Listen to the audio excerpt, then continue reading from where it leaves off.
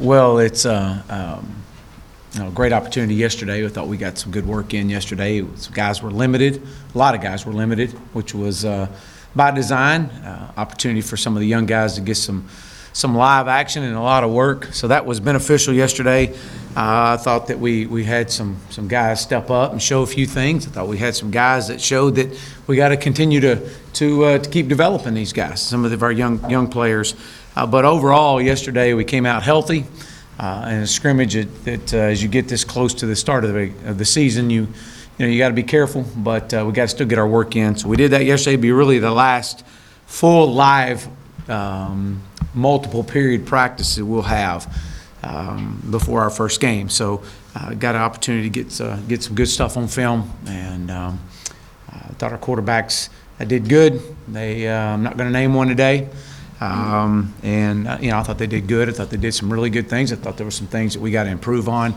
But, overall, I thought it was a good scrimmage. So with that, I'll open up. And we'll get a mic to you. So today was just a really light walkthrough. How does that differ from, well, I know you're going to do game situations at the Beanie Bowl, but now 2 days of light back-to-back by design. What did you get out of them? What will you get out of them? I think yesterday we scrimmaged. So today being a light day that we pull off of them, which is what we normally do on a Thursday, this week was all about trying to transition them to what next week the start of school is going to look like. From afternoon practices to what a Thursday practice is going to look like to what tomorrow's practice will go about an hour and a half. It'll be amped up a little bit. There won't be a whole lot of full-fledged contact, but we'll have a little bit going on. Will be more of game prep that we've done today, and in the Beanie Bowl on Saturday, which will be about an hour, a little over, which will be a lot of game situations. You can't hit situations enough in football. And just how do you think camp's gone overall, I guess, especially compared to last year? I think we've had a great camp. I think it's been a very mentally and physical challenging camp for this football team. I think that they have responded the way that we were hoping they would respond, especially with us splitting fields and guys getting reps. And there's been a whole lot of reps that we've been able to coach, correct. So that's been really good to see. So I think we've had a tremendous camp. I think it's been a very physical camp. And that alone was why some of the things that we did yesterday, pulling some of the guys that we know that are proven players, we pulled them out a little bit early yesterday to let some of the young guys get some reps. And then Thursdays, and this is a normal Thursday for us as we go through situations and pull back. So I think it's been a really good camp. Since you're not naming a quarterback today, when do you think you'll name one? We're going to name one next week at some point. Could this be a game where you play both of them? I don't know at this point. We just I don't know. The game will dictate a lot of that. Is it possible you wouldn't name a starter before the game? I mean, no, we'll name one before the game. Yeah. And then Joe said you guys will go over a lot of situations on Saturday, including a fight. I was wondering if you picked out who's going to get in the fight yet. No, we hadn't done that. We got a 3:00 staff meeting today that we'll go through the entire Beanie Bowl script and from excessive celebrations, what happened, opportunities just to teach. I mean, we try to put these guys in a lot of situational football. I think you've seen some of that being out at practice. To be able to, what do you do in this certain situation and making sure we're covering it. So the Beanie Bowl will be an opportunity for us to do that again and add a few more. For a guy like Ty Clary, how big a difference does it make? He's had kind of 2 years taking his lumps for an offensive lineman that third year as far as progressing. Well, Ty's had a really good camp, and I expect Ty to really kind of push himself over the top this year. I think this is going to be a big year for him. A guy that's taken just about every snap in fall camp. He was one of the guys we limited yesterday because the amount of work that he's had during camp, which was good because it allowed us to get Ricky in there, Bo in there, some of those freshmen that we anticipate going to count on at some point. But I expect Ty to have a really good year. He's a leader.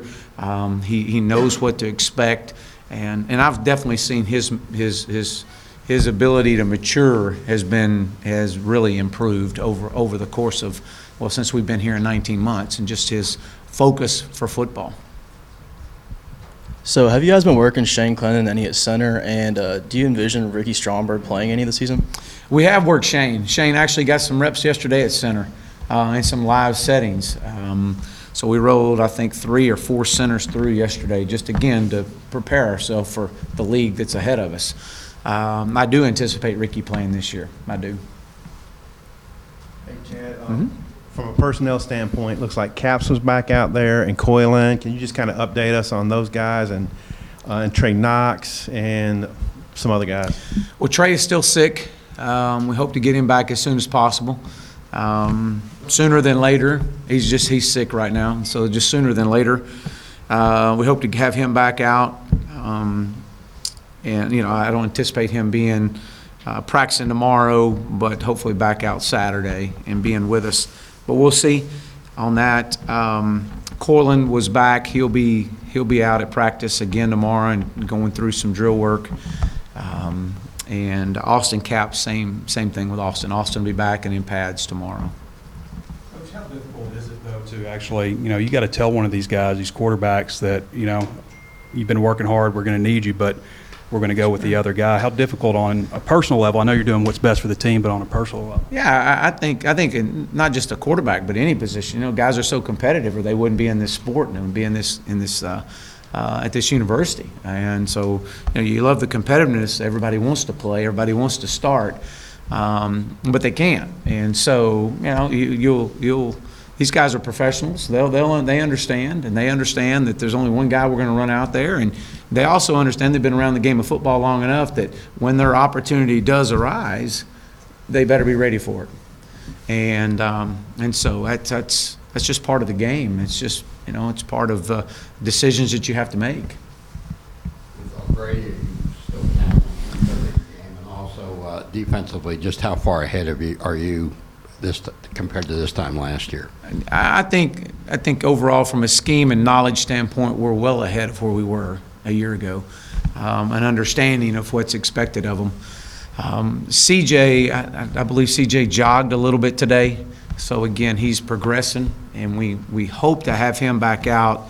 We won't be on the field Monday. Obviously, Monday's our day off, but we'd love to have him out Sunday and see what he does Sunday, and get him ready for Tuesday and Wednesday practice the next week. That's our plan right now.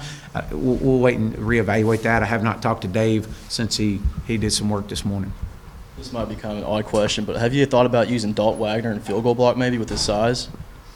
Yeah, we've got we've got several things we've been working on, but definitely a guy that's got the range and the height that you want in the push. So that'd be something that we would definitely talk about. We were talking about this yesterday. Do you know why the Beanie Bowl is called the Beanie Bowl, or what the origin of that might be? Or it probably goes way back, well before my time. I've just kind of carried on the tradition of what it was called as long back as when I was in high school. I would assume it takes place from guys putting different color beanies on top of their helmets to simulate scout team. Anything else, Coach? Coach, if you're going to stage a fake fight, the two guys that probably are most WWE looking are Dalton Wagner, Gabe Richardson. Yeah, it's going to be a fake fight. Those would be two probably that we need to select. Got to make sure they're lined up, against each other, not across from each other on the far end. So, but no, we'll do that and then call the team up and explain what happens now. They're ejected.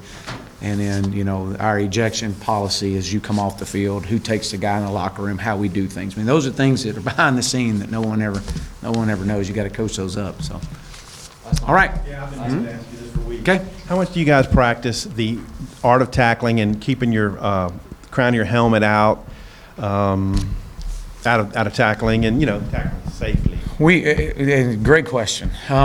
Something we spend a lot of time on. We start out with our defensive staff the very first day, and we'll video in front of our team, of Chief, demonstrating, and our defensive staff demonstrating the proper way to tackle and communicating how to tackle. And this is in front of quarterbacks, O-linemen, kickers. Everybody at some point may have to tackle. And so the importance of keeping your head up. And then in practice, obviously when we tackle in practice, it's always something that we bring attention to in a team meeting. The guys that lower their head or hit with the crown of their helmet, we address that immediately in the team meeting by showing video. And we'll also show guys that do it the right way and commend those guys for doing it the right way. So that is an everyday part of our team meetings, and talking about guys taking care of their teammates and proper way to tackle and leveraging the ball and keeping your head up.